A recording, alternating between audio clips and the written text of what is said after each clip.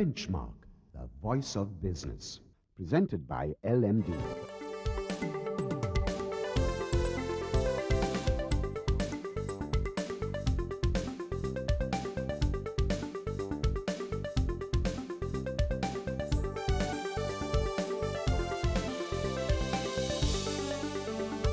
On this edition of Benchmark, the CEO and General Manager of DFCC Bank, Arjun Fernando, is in the hot seat today as we continue our focus on Sri Lanka's banking sector.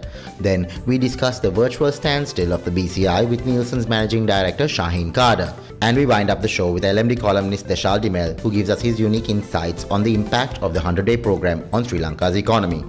That's the lineup for Benchmark. Hello and welcome to our Big Picture Business program, Benchmark. I'm Savitri Rodrigo. We continue with our focus on the banking sector this week, and with us in the studio to give us his unique perspective is Arjun Fernando, the CEO and General Manager of DFCC Bank.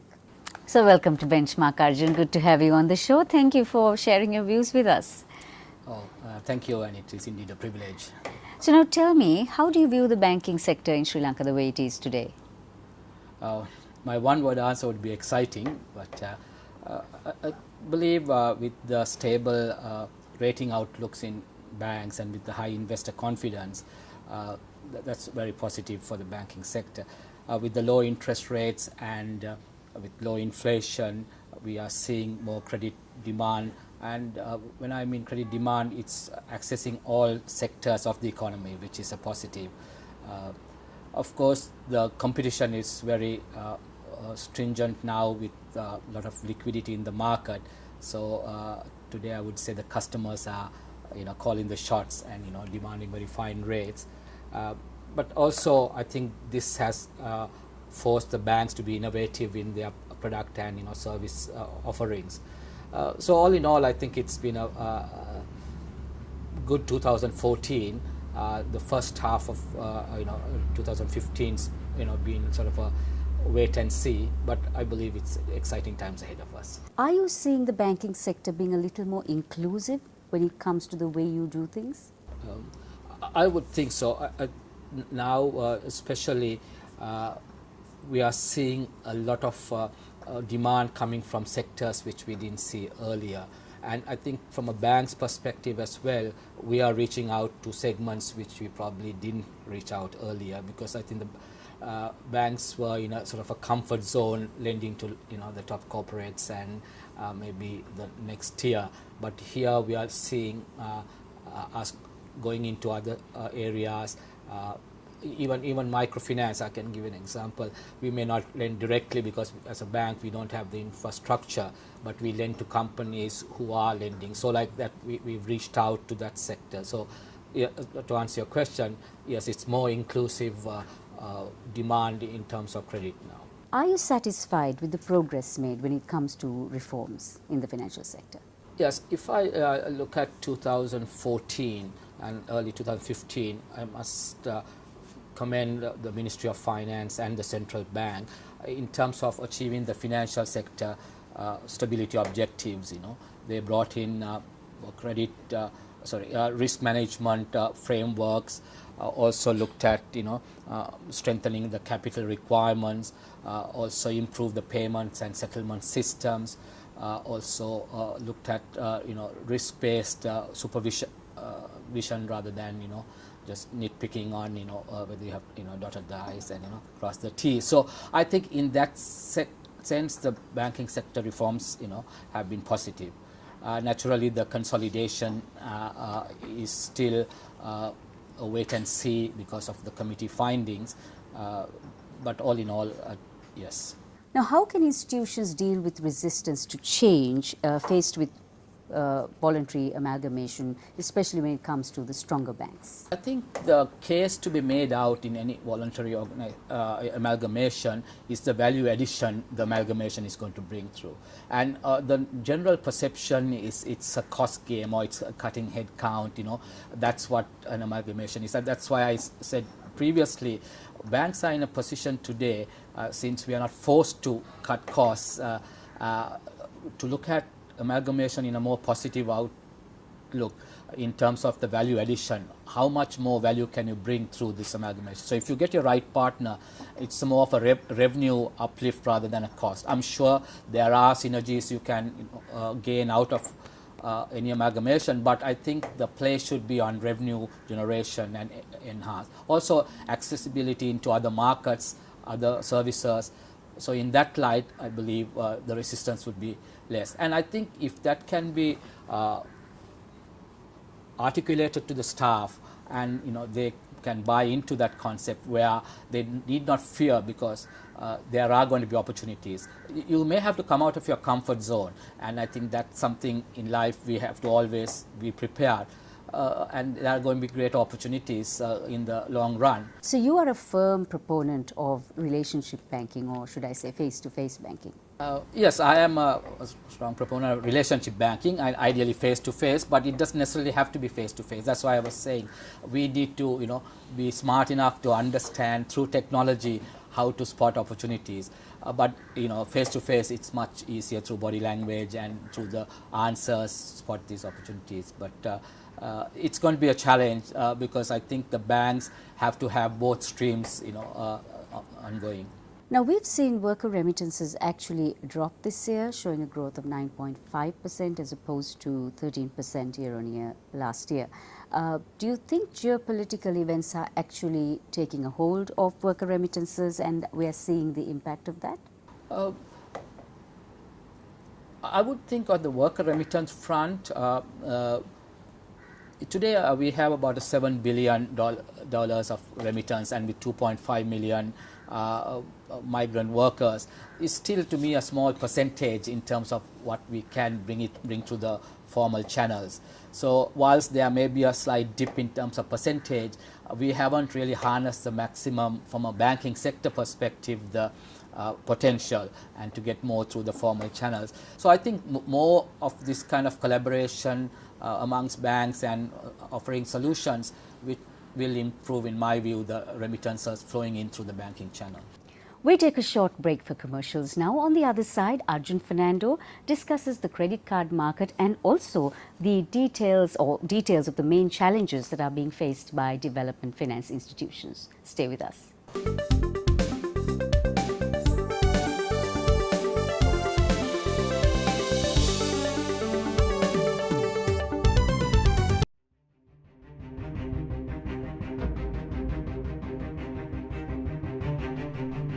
When we entered the industry in 1995, a new star was born as a fully owned subsidiary of People's Bank.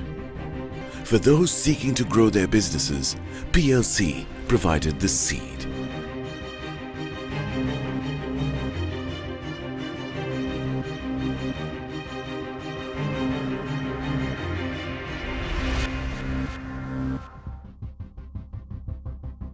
We are not only Sri Lanka's #1 leasing company, but also the largest non-banking financial institution. Welcome to a new dawn for the nation. Introducing People's Leasing and Finance, PLC.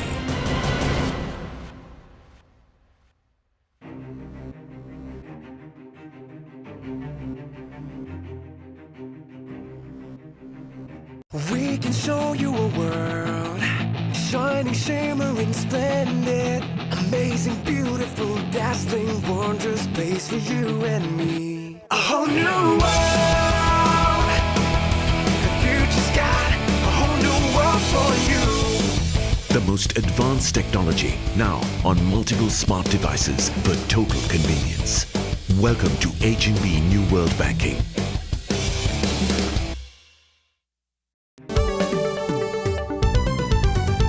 Welcome back to Benchmark. Let's continue our discussion now with Arjun Fernando, CEO and General Manager of DFCC Bank. Arjun, what are the challenges that are faced by development finance institutions these days? Yeah. Savitri, when you look at development finance institution, the old model like a DFCC and NDB were formed was a public-private partnership. And if you look at globally, this model is not surviving unless these institutions have diversified and gone into other areas of financial service provision. The reason I'm saying that is the original model of DFI was you got credit lines at very concessionary rate and you were able to on-lend it to customers with a long tenor at very concessionary pricing. With Sri Lanka moving towards a middle income country, these credit lines are now drying up, and when institutions go out to borrow even from these multilateral agencies, you are paying commercial rates. What that has sort of forced governments to think is, if you are promoting a DFI, it has to be government backed, where the government will give concessionary credit lines and also look at pricing so that there will be benefit. But if private institutions are looking at a development finance institution model, they need to be able to do the full sphere of banking. So there is still a niche in development banking, but the model per se cannot be sustained unless you have a full gamut of financial institutions. I'm also a member of the Asian Development Financial Institution Asia Pacific Board, and one of the things we are seeing is that the models which have survived are the ones, either the financial institution like DFCC or NDB, who have diversified and gone into other financial offerings, or the ones which are being fully backed by government. The ones in between are dying today. Another bugbear that the banking sector has been grappling with, should I say, is the low credit growth. Do you foresee a pickup in lending in the year to come? Yes, I think if you look at 2014, the first half was sort of slow, but there was a great pickup in credit growth in the second half. And that momentum sort of now slowed a little bit after the election. But what is interesting from a bank's perspective is we have a lot of credit which has been approved, and customers are sort of waiting to see the right time because of the rates coming down to draw down. So I would see a pickup in credit growth in the second half.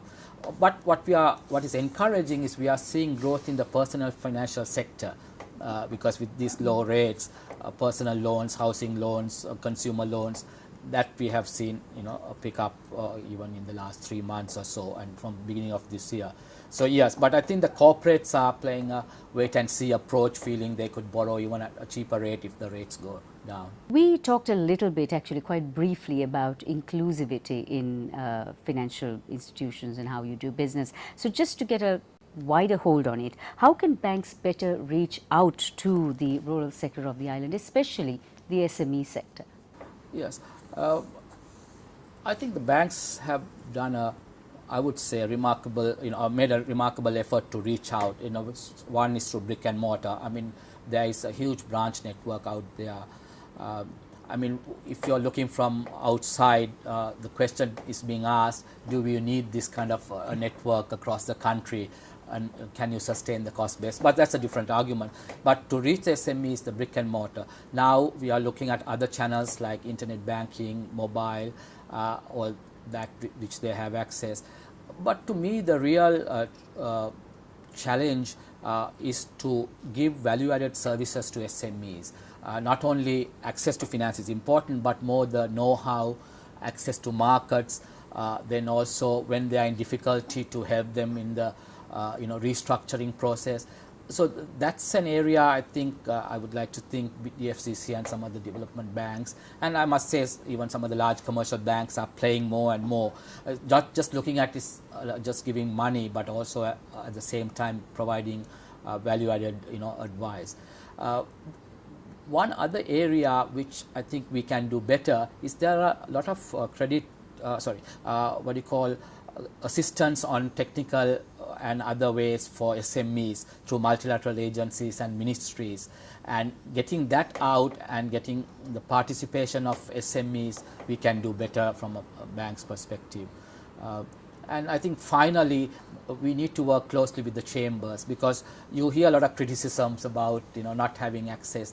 There could be part of it which is true, but I think we are all looking to lend, and we also need that support from the SMEs in terms of account preparation, adhering to financial standards. So if we can all work together with a common goal, I think we can do much more. In the year ahead, Arjun, what is your vision for Sri Lankan banks? Yeah, I would like to see much stronger banks, and that's why I'm a proponent of consolidation.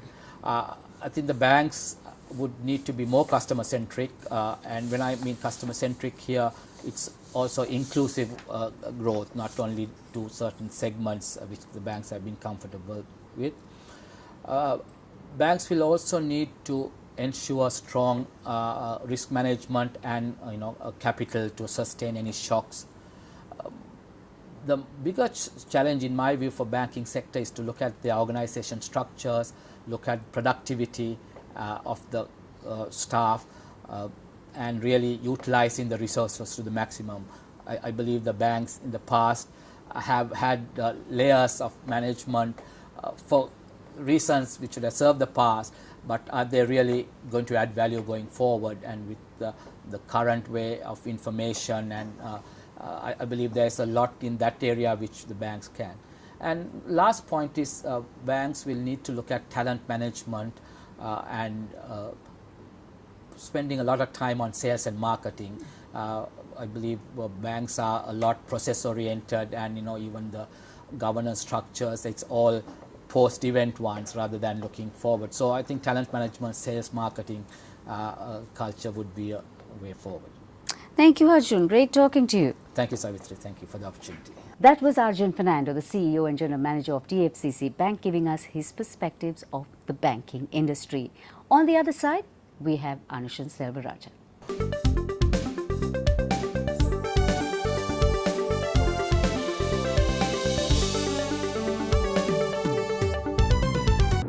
Sri Lanka's #1 leasing company is now the nation's largest and highest rated finance company with 2 international ratings. Let us move the nation as one with People's Leasing and Finance PLC.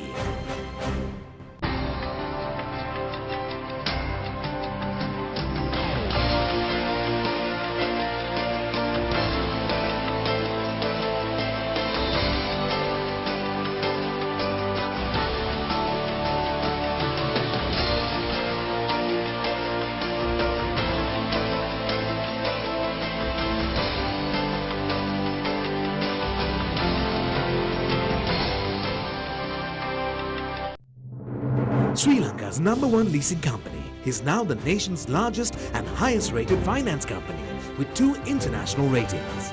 Let us move the nation as one with People's Leasing and Finance PLC. We can show you a world, shining, shimmering, splendid, amazing, beautiful, dazzling, wondrous space for you and me. A whole new world, the future's got a whole new world for you. The most advanced technology now on multiple smart devices for total convenience. Welcome to H&B New World Banking.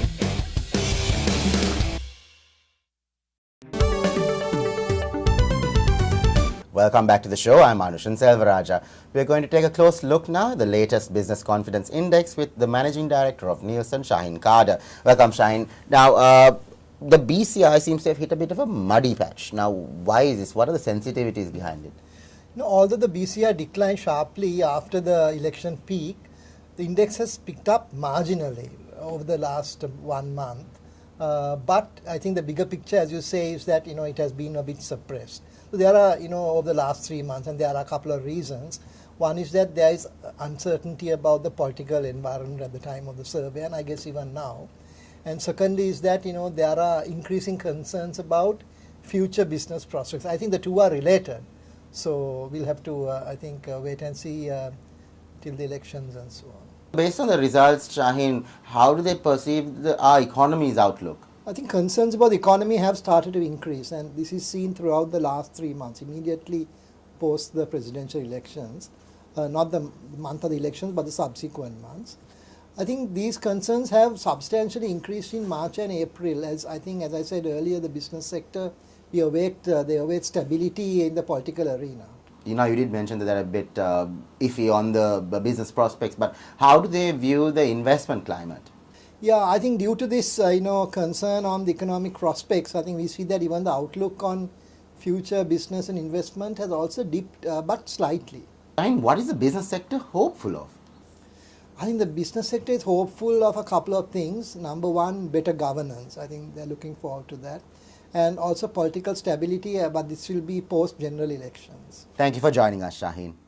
That was the Managing Director of Nielsen, Shaheen Carter. After a short commercial break, we will be back with the latest on the economy. Stay tuned.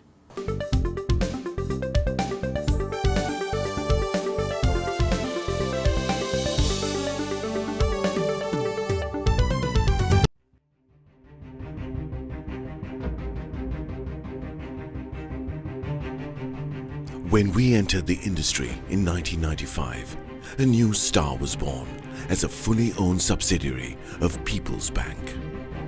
For those seeking to grow their businesses, PLC provided the seed.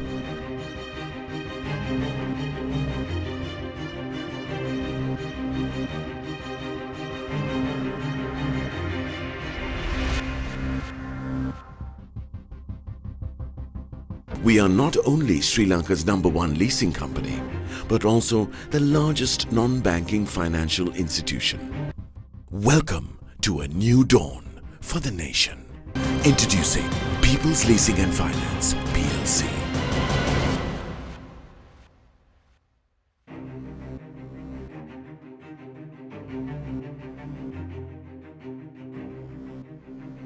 We can show you a world, shining, shimmering, splendid, amazing, beautiful, dazzling, wondrous space for you and me. A whole new world,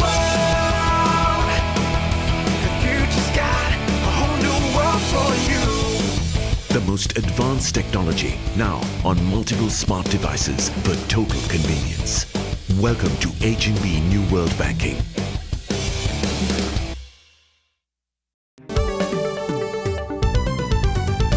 Welcome back to the show. I'm Anushin Selvaraja. We're now going to take a look at how the government's 100-day program has impacted our economy. And with me is economist and LMD columnist Desha Demel. So, Desha, first, could you just outline the aspects in terms of our economic policy which were part of the 100-day program? Yeah, Anushan. Actually, the 100-day program really focused mainly on the larger political structures, particularly constitutional issues and so on. So the economic aspects were largely secondary, and I think the main aim was to redress some of the major kind of short-term issues that would be affecting the economy, whilst probably keeping the longer-term structural reforms to a later stage. So if you look at some of the most substantive elements of the 100-day program from an economic perspective, those which probably would have been felt most by the general populace as well would have been those relating to administered prices. Now we know that if you take, for example, the fuel prices, global fuel prices have come down quite significantly, but in Sri Lanka the adjustment hadn't been quite as much. So one of the elements of that was to bring down the prices of, say, petroleum, diesel and so on, which is of course quite significant in terms of its impact on the disposable expenditure for the average consumer, and that is again an important part, I think, in terms of giving a certain stimulus to overall consumption as well. So I think that was one fairly important aspect. So along with administered energy prices, there was also a number of essential commodities where the prices were brought down, and I think that provided a good deal of relief to the people. There were also elements relating to wages, where particularly in the public sector, wages had not been increased in real terms over a very long period of time. So there was again an attempt to increase wages in the public sector as well. And this, of course, there are several elements to this. Whether on the one aspect, it's of course it's a positive in that it gives an improvement in terms of real wages to public sector workers, but at the same time, it is important that these are permanent increases in government expenditure. So it's important that whatever those increases are, that there is a concomitant increase in revenue side as well. And if that does not take place, then you're going to see a structural issue on the fiscal side. I think it's important that the government is mindful of that aspect when taking these things forward as well. But I think those would be the most substantive elements from an economic policy perspective in the 100-day program. So what would be the positive developments from this 100-day program for our economy? Well, yeah, I would say primarily in terms of improving consumption levels. Certainly, that would have an important impact. Some of the other elements that were not necessarily stressed out in the 100-day program in the text itself, but issues such as renegotiating some of the contracts for some of the large infrastructure projects. Now, there has been, of course, concern that there have been a halt in development and so on. But I think these need to be looked at from a longer term perspective. Now, if, for instance, you can make substantial savings in terms of the agreed costs, then it's certainly worth any delays in these projects. But at the same time, it's also important that whatever renegotiations are taking place are done in a structured and a transparent manner. Now, to give an example where this has not really happened is in, say, the Colombo Port City project, where there has been a lot of mixed conflicting signals, which is not a very good thing from an investment climate perspective as well. So it's important that these projects are looked at in terms of the pricing, in terms of procedure, but at the same time that they need to be done in a transparent and efficient manner as well. Just give us an overview of the negatives and their consequences, Disha. In terms of negatives, I would think there were elements of the interim budget that were I guess, give a bad precedent, particularly in terms of some of the retroactive taxes, some of the taxes that seem to be targeted and perceived as being punitive. I think those are certainly matters of concern. There have also been a lot of uncertainty in terms of management of external finances, particularly in terms of external borrowings. Now, there was due to be a sovereign bond that was going to be expected to be launched in January. That was subsequently delayed. It was told that then that would be done in March, but still there hasn't really been any confirmation on whether that's going forward. Now, that delay particularly creates uncertainty in the minds of the financial markets in general in Sri Lanka in terms of the impact of that on both the exchange rate and on interest rates. And some of the volatility that we've seen in the markets in the last few weeks have, I think, been influenced by that delay in the sovereign bond as well. Even in the domestic bond market, we know of the issue that happened on the 27th of February on the 30-year bonds. That also is, of course, something that it causes concerns both in terms of the thinking behind the process and also in terms of the integrity of the process. So I think those are some of the concerns that would have arisen in recent times regarding economic management in general. Thank you for joining us, Disha. That was economist and LMD columnist Deshal Dimel. Thank you for watching Benchmark, and we hope to see you again next time.